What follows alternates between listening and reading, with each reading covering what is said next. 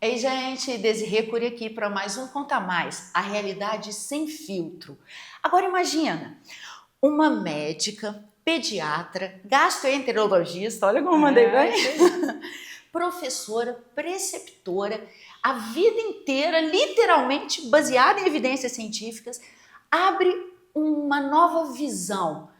E não é holística, ela continua baseado em evidências científicas, mas ela traz uma outra realidade, um outro ecossistema no tratamento que mais do que cura, a gente encontra o autoconhecimento. E a nossa protagonista, a que manda tudo aqui em Juiz de Fora nesta área, é a doutora Patrícia Boechat. Muito bom ter você aqui com a gente para compartilhar não só a sua história, mas abrir esse novo caminho, né? Sim. Que vem crescendo, mas ainda de uma maneira tímida, Sim. digamos assim. E como a gente estava conversando agorinha, você falou que você teve uma vivência para abrir essa luz, esse caminho. Sim. Conta um pouco para mim, de onde que surgiu isso? Primeiro, obrigada por estar aqui, pela oportunidade de falar do meu trabalho, dessa novidade. Estou muito feliz de poder espalhar isso por aí. Então, eu medito há 8 anos, mais ou menos. Eu sou meditadora. Comecei a meditar por questões pessoais. Na época em que minha filha foi começar a fazer vestibular, é sempre uma época muito tensa na casa. Eu estava com muita ansiedade e foi me indicado começar a meditar. E eu comecei a meditar. E você já era médica há quanto tempo? Eu sou médica, eu já era médica há uns 15 anos, talvez, porque eu vou fazer 29 anos de formado no final do ano. Então, já era médica há um tempão. E eu comecei... E o de conta, hein? 20 anos de formada, 21. Você tem 21 agora, 8 atrás. É isso aí. Olha como eu arrasei na conta, nem sei como. Então eu comecei a meditar e a meditação começou a me fazer muito bem. A sua ansiedade era patológica, de alguma forma? A minha ansiedade era uma ansiedade patológica. Eu já passei por quadros de depressão, já tive que fazer tratamento de depressão, uma época quando meu pai faleceu, há mais de 20 anos. Então já passei por todas essas questões aí. Então, além... Me fala uma coisa, curiosidade leiga, tá? Posso falar uma besteira do planeta, mas é a minha curiosidade. Quando você tem uma depressão, um quadro depressivo, a probabilidade de você desenvolver outras patologias é maior? Sim, quando a gente tem questões psiquiátricas, né, de um modo geral, a gente está sujeito a uma coisa ou outra, né? A gente costuma dizer que depressão é mais um excesso de passado e ansiedade um excesso de futuro. E a gente não vive muito no agora. Então, tem mais ou menos isso. Obviamente que tem coisas maiores aí, mas é mais ou menos isso, né? E aí eu comecei a meditar e essa meditação começou a me fazer muito bem. Eu comecei a notar coisas além de, aspas, ficar calma. Porque às vezes as pessoas pensam que, vou meditar porque eu quero ficar calma. E meditação é muito mais do que só a gente ficar calmo. Hoje a gente tem evidências científicas que mostram coisas para a nossa saúde física também. Mas na época, uma das coisas que começaram a me chamar mais atenção foi uma melhora na minha impulsividade. Sempre fui muito impulsiva, muito de fazer as coisas, querer fazer as coisas muito rápido. Dá um exemplo. Se você...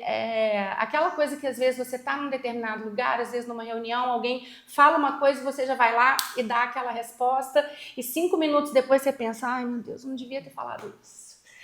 Então eu era muito assim, de falar coisas e, enfim, fazer coisas que tempos depois eu falava, meu Deus, eu devia ter esperado. Devia ter feito isso diferente. Se eu tivesse esperado, o resultado ia sair melhor. E isso foi melhorando muito ao longo do que eu fui meditando. E passou um tempo, eu comecei a ficar curiosa. Isso há mais ou menos uns 2 anos, 2 anos e meio, essa curiosidade veio. E aí eu comecei a fazer algumas formações, comecei a fazer alguns cursos, porque sou médica, sou professora, então eu sou naturalmente curiosa, sou muito curiosa. Então, e gosto muito de estudar, isso é uma coisa muito, muito forte, assim, na minha vida. E aí eu comecei pelo caminho que na época foi mais óbvio para mim, que foi fazer uma formação de meditação para crianças. Comecei pelo interesse de entender o que era isso, o que estava acontecendo, ainda sem pensar direito o que eu ia fazer com isso como trabalho. Como é que é meditação em criança? Porque eu fico imaginando, a pessoa agitada não consegue meditar, como é que você aplica? A gente, todas as formações que eu fiz, elas vão para o lado de uma coisa que se chama mindfulness. E a gente pode falar um pouco sobre isso, né? Mindfulness não é muito mais do que só uma terapia. Mindfulness a gente diz que é um estilo de vida. É viver no presente sem julgamentos. Isso é mais ou menos a definição de mindfulness. Parece uma coisa muito simples, né? Mas super difícil, porque a gente vive ou para frente ou para trás e a gente está sempre julgando. A gente está se julgando, a gente está julgando o outro e a gente está julgando a experiência, se ela é boa ou se ela é ruim, e a gente está julgando se aquilo atingiu ou não a nossa expectativa. Então, quando a gente aprende mindfulness, a gente aprende a viver no presente e a entender que tem hora boa, tem hora ruim, e não é necessariamente que a gente vai passar feliz na hora que está ruim. A gente vai sentir o ruim também. E eu acho que isso é uma coisa que começa a aproximar a gente um pouco da nossa verdade mesmo, porque a gente fica muito querendo só o lado bom das coisas, e à medida que a gente vai entendendo que o viver no agora é a gente também passar pelas horas que não são lá tão boas, né? Então, mindfulness significa isso, viver no presente. Então, quando a gente trabalha com criança, a gente trabalha muito mais do que só a questão de colocar a criança para sentar, para respirar. Eu sou professora também no ensino fundamental de uma escola aqui de Juiz de Fora. Eu dou aula para crianças. Durmo muito bem. Durmo muito bem, eu sou taurina, eu tenho que dormir e comer bem, duas coisas. Que você dá aula no Suprema, você atende ambulatória preceptora, você tem a Diástole, que é essa empresa de mindfulness, né? Sim, Que a gente vai falar um pouquinho aqui. Dá aula em escola fundamental? Dou, só uma vez na semana, Ainda sou mãe de 2 filhos, eu tenho uma de 25 e um de 15, sou casada há 26 anos, mas 38 com meu marido. Está funcionando. Está funcionando com maestria. 34 anos com meu marido, Ai, que foi meu delícia. primeiro namorado, enfim. E aí, feliz? Muito. E aí, quando a gente trabalha com criança, então, a gente faz uma jornada com essas crianças. Primeiro, a gente ensina as crianças a perceber o ambiente. Então, percebe os sons, percebe o seu corpo, percebe os cheiros. Depois a gente vai passando para a percepção da própria respiração, para a percepção das suas sensações corporais, como eu estou hoje, né? Depois a gente começa com a percepção dos sentimentos, como eu me sinto, o que acontece no meu corpo quando eu estou com raiva, o que acontece no meu corpo quando eu estou alegre. E depois a gente passa para o cultivo de qualidades boas, né? Então eu já tô... E você aplicou isso no ambulatório? Eu aplico isso muito diretamente com os meus alunos, né, do ensino fundamental. Eu dou aula para meninos de 6º ano, mas eu tenho a oportunidade de aplicar isso também com os meus pacientes, porque eu trabalho com crianças e muitas das crianças que eu atendo são crianças que têm quadros de ansiedade. E a gente sabe que quadros de ansiedade muitas das vezes se manifestam também com sintomas do trato gastrointestinal. Então, aquela dor abdominal que não melhora, uma dor de barriga que não passa, e que muitas das vezes, não que isso seja uma coisa estritamente psicológica, mas que o nosso psicológico pode ajudar a piorar uma condição que já existe, né? Você acaba somatizando, Você acaba somatizando, enfim. E cada vez mais que a gente vem evoluindo nas pesquisas, a gente vem entendendo a importância do nosso cérebro para o funcionamento do nosso intestino e do nosso intestino para o funcionamento do nosso cérebro. A gente diz que existe esse eixo, né? Intestino-cérebro, que é uma via de mão dupla. Intestino seria o segundo cérebro. Isso aí, que é uma via de mão dupla, né? Então, a gente está com as nossas funções intestinais em dia e também com o nosso cérebro, é uma colaboração mútua que cada vez mais as pesquisas estão mostrando isso, né? E aí você pegou todas as evidências e acabou praticando e Exatamente. validando essa hipótese Sim. nessas crianças. Tem uma melhora, assim, que você pode trazer pra gente? Então, eu acho que eu tenho, na gastropediatria, a gente vê muito sucesso em dor abdominal recorrente, que são aqueles pacientinhos, geralmente crianças de 6, 7 anos, que tem uma dor na barriga que não passa. A gente faz todos os exames e a gente não vê de onde está vindo essa dor. Não é uma dor, por exemplo, porque tem um problema na vesícula, tem alguma constipação, é uma dor que acontece, que a criança realmente sente, que muitas das vezes, falando, né, numa condição que todo mundo entenda, a criança percebe mais a movimentação intestinal do que a gente que é adulto. Então, a gente está aqui parado, mas nosso intestino está metabolizando aquilo que a gente comeu no almoço. E a gente não percebe. essa movimentação. Para a criança, isso é mais perceptível. E a gente já tem evidências de que praticar a atenção plena, a respiração, mindfulness, pode ajudar as crianças na condução. Então, eu já fiz isso com algumas crianças no ambulatório e isso tem uma melhora. Eu não sei o que eu leio, tá, na mídia, que a gente é o país mais ansioso e que as crianças estão extremamente ansiosas, muito em função das telas, sim. dessa correria diária. Como é que você consegue equalizar isso? Você fazer a criança se autoconhecer, parar para te ouvir e seguir esse caminho. É uma dificuldade, até porque eu trabalho com 20 crianças ao mesmo tempo, mas obviamente que eles não sentam para meditar da mesma forma que os meus adultos aqui. É outro tipo de situação, né? E aí a gente tem que trabalhar com jogos, com desenhos, com atividades que a gente pede para eles fazerem. Hoje, por exemplo, eu trabalhei com eles, a gente está trabalhando desde a semana passada a construção da bondade e da gentileza. E aí hoje a gente escreveu vários bilhetinhos, cada um escreveu 4 bilhetinhos de gentileza para alguém que eles não sabiam quem ia ser. E eu andei o dia inteiro, a caixinha estava até ali, eu andei o dia inteiro com essa caixinha e eu distribuí para os professores lá do CAV, depois eu passei perto da minha casa, eu fui no açougue, eu fui na quitanda, eu distribuí os bilhetinhos, eu distribuí aqui no Mulher Tá On. Aquela curiosidade, quando você entrega para a pessoa no açougue, o que a pessoa sente? Porque... O pessoal do açougue já sabe que eu sou professora de meditação. Então ela não é novidade. Conhece a doutora Patrícia? Não, doutora Patrícia. Mas você já entregou para alguém que você não conhecesse? Não, eu entreguei. Hoje, Ai, que vontade de fazer isso, só para ver o que a pessoa... Mas isso é muito legal, porque a gente sabe que espalhar gentileza... Uma pessoa que recebeu um ato de gentileza, ela tem uma tendência maior a fazer também um ato de gentileza. Então, no dia que eu entrego um bilhetinho de gentileza escrito por uma criança de 11 anos, aquela pessoa que recebeu, ela fala, nossa, recebi esse bilhete aqui falando que eu sou especial. Você é mais legal com alguém hoje. Isso é provado, que pequenos atos que a gente faz de gentileza... Ter um diário de gratidão, são coisas que existem evidências científicas que mostram que espalhar isso é uma coisa que é muito legal. Isso é tão legal que essa semana, eu tô indo agora na quinta-feira, eu vou para Curitiba, porque eu vou participar do Congresso Internacional de Felicidade. Existe isso. Olha. Então, pessoas que vão se reunir por 2 dias para discutir felicidade. E vão ter meditação, vai desde a Monja Coen até... Leandro Carnal, Rossandro, vão várias pessoas discutir felicidade por vários vieses diferentes, né? Então, E foi nessa aura, nesse cenário, nessa atmosfera que você criou a diástole? Foi nesse cenário e nessa atmosfera que eu criei a diástole. Para quem não sabe, diástole é a fase do ciclo do coração, onde o coração se relaxa para receber o sangue que está vindo do corpo e que vai ser purificado, vamos dizer assim, né? E a gente tem a nossa sístole, que é quando o corpo contrai para mandar o sangue, o coração contrai para mandar o sangue para o resto do corpo.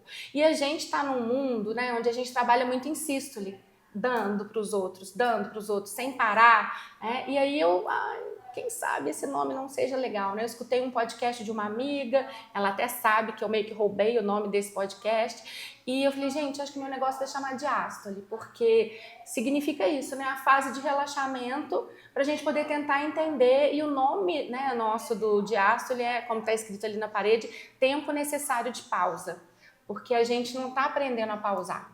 A gente está aprendendo aí a fazer, ter milhões de checks, né, no dia, e a gente tem que aprender a pausar, então...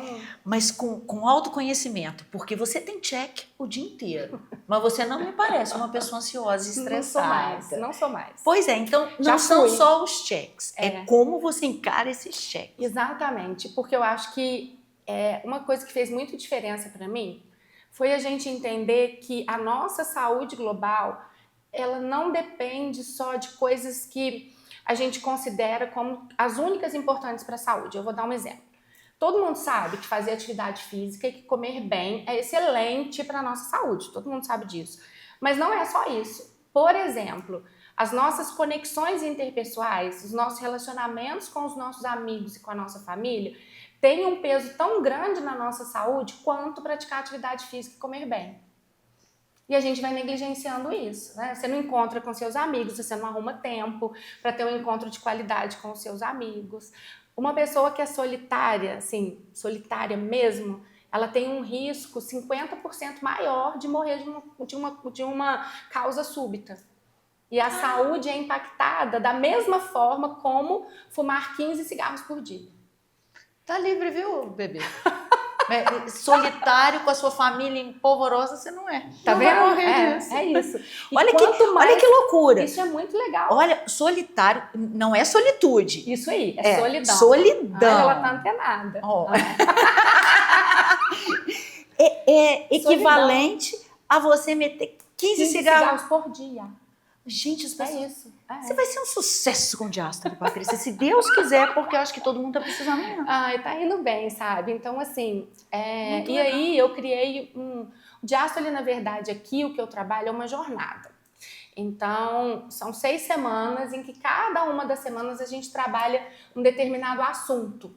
É foco só em mulher ou não? Não, esse curso que eu tô tendo agora, já tive homens inscritos. Por enquanto, nos cursos que eu fiz para trás, foram só mulheres, mas nesse eu já tenho homens inscritos. Eu tô te perguntando que depois eu quero que você dê, né, um spoiler da Mulher é On, né? A Mulher tá On, que é a casa de onde a gente está aqui. Mas não é só para mulheres, para homens também, né?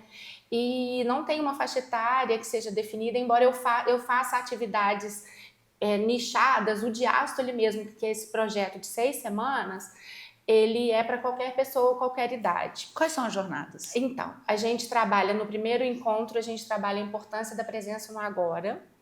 O segundo encontro, sobre relaxamento. O terceiro encontro, atenção. O quarto encontro, conexões interpessoais. O quinto encontro, como utilizar isso na sua rotina ou no seu trabalho. E o sexto encontro é a formatura. E aí a gente conversa um pouquinho sobre a jornada, a gente celebra, tem festa, porque... Quantos alunos você já formou? Olha, já tem, no nosso grupo, eu tenho 71 alunos, desde o ano passado. E sem propaganda? Sem nada? É. Você está trazendo uma coisa super pioneira, providencial para o momento. Sim. E as pessoas, você acha que elas estão se conscientizando dessa necessidade desse olhar interno? Eu acho que sim, assim, porque isso tem sido muito falado na mídia, né? Tem sido muito falado. E, além de tudo, tem algumas coisas acontecendo, né? A gente já teve, nesse ano...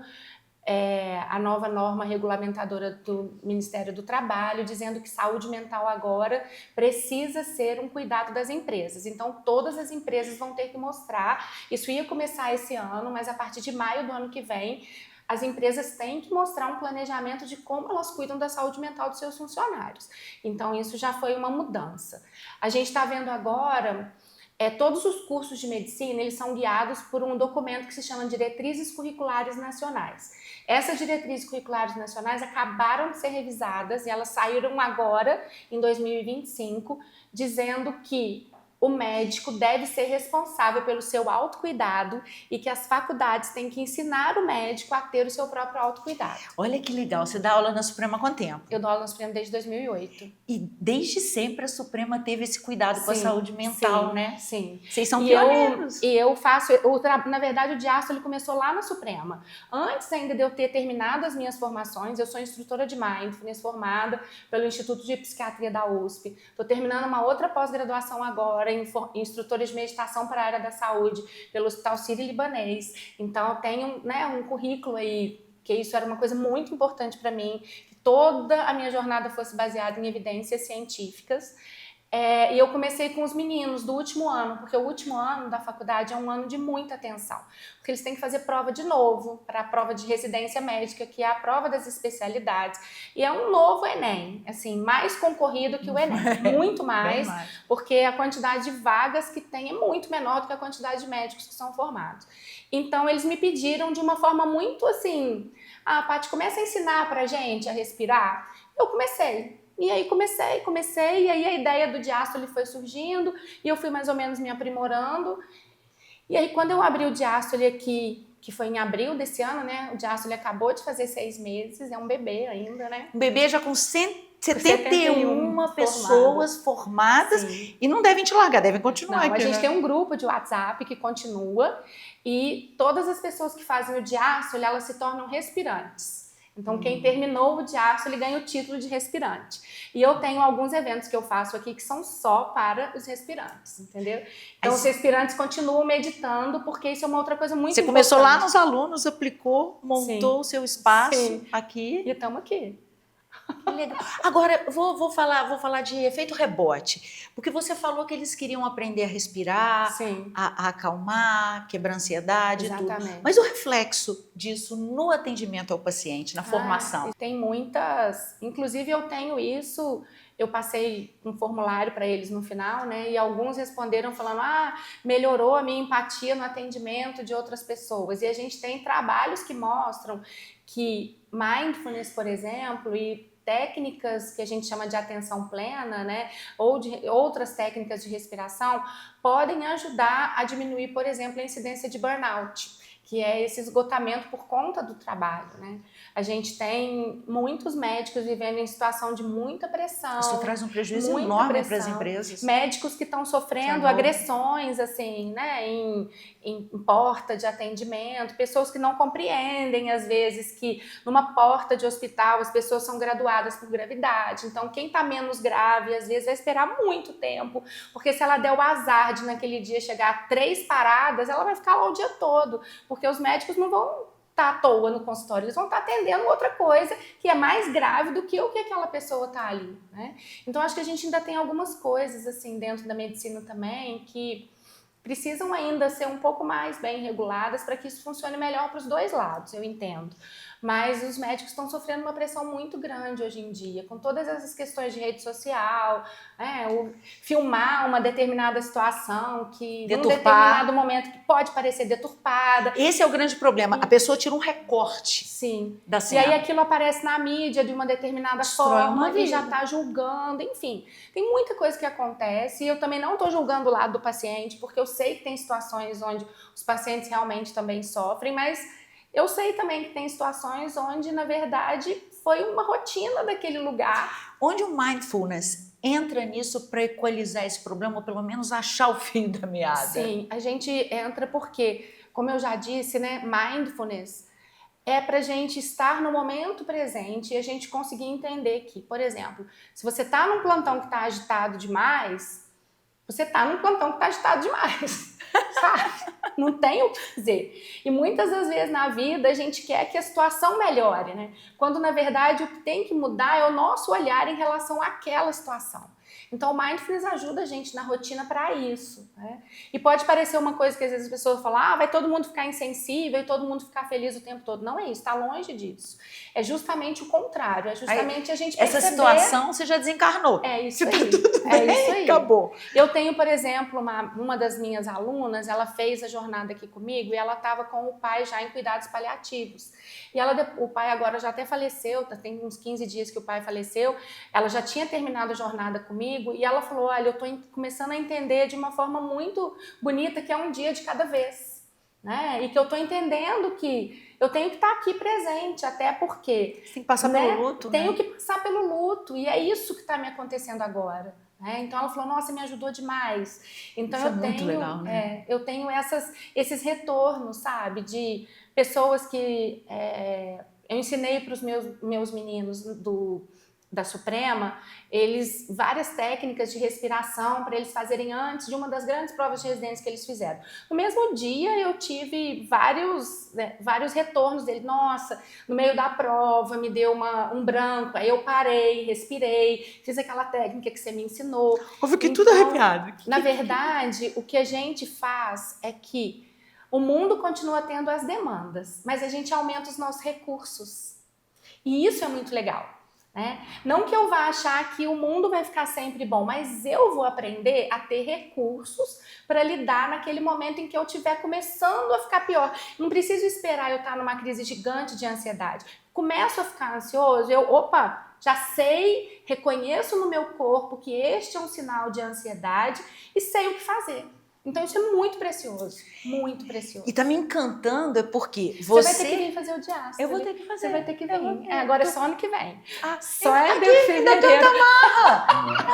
Porque dezembro a professora vai tirar esse férias. papo. Você pode seguir a gente, mandar direct, curtir, comentar. Mas diástole, só ano que vem.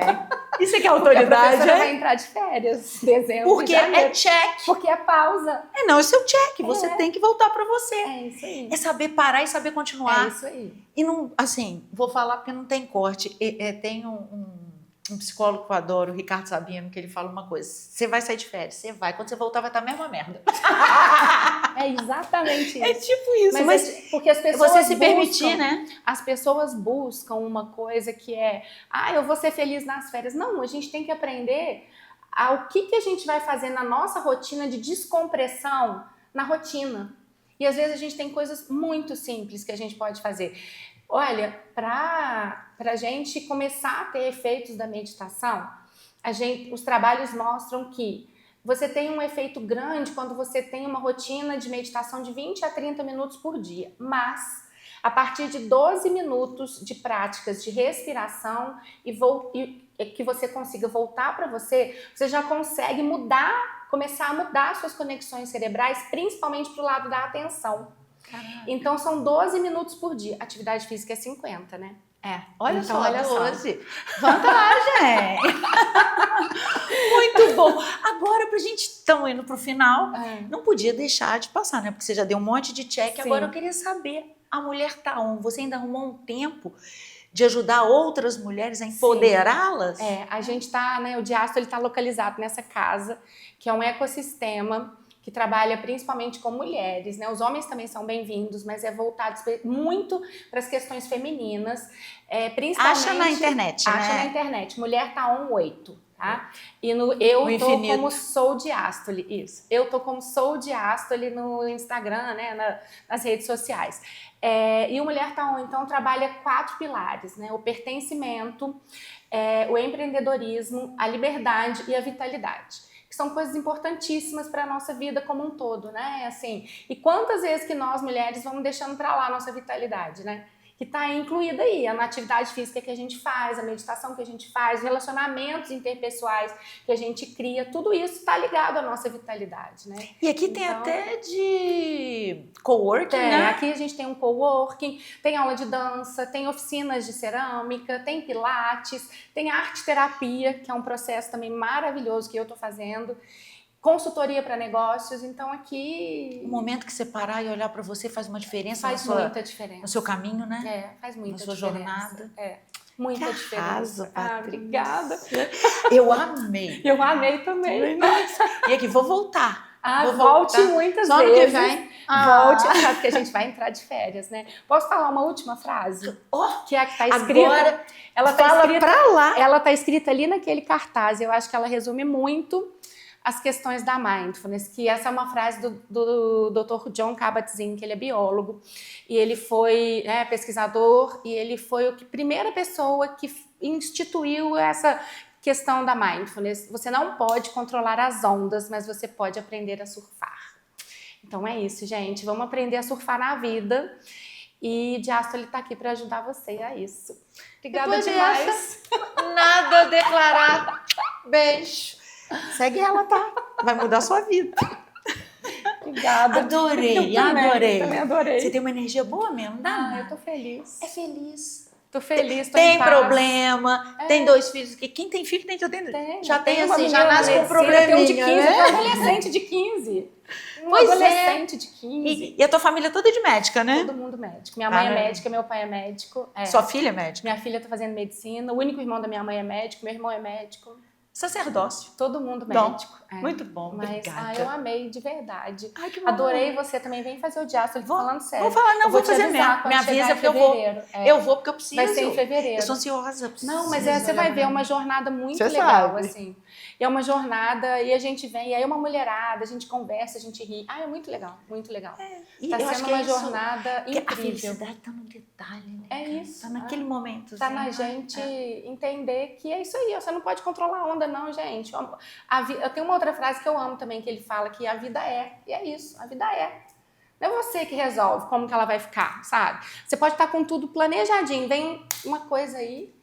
A minha primeira experiência com isso de a vida foi quando eu estava grávida da minha primeira filha, né? Que meu pai morreu 20 dias antes dela nascer. Nossa. E a coisa que meu pai mais queria na vida era ter um neto. Então, imagina, eu tinha 27 anos, foi uma...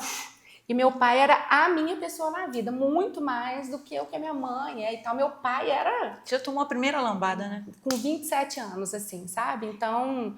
E aí eu fui ter o meu primeiro quadro de depressão quando a minha filha estava com 1 ano e pouco, porque não pude viver o luto do meu pai, né? Eu tinha um neném para criar. Nossa. Então...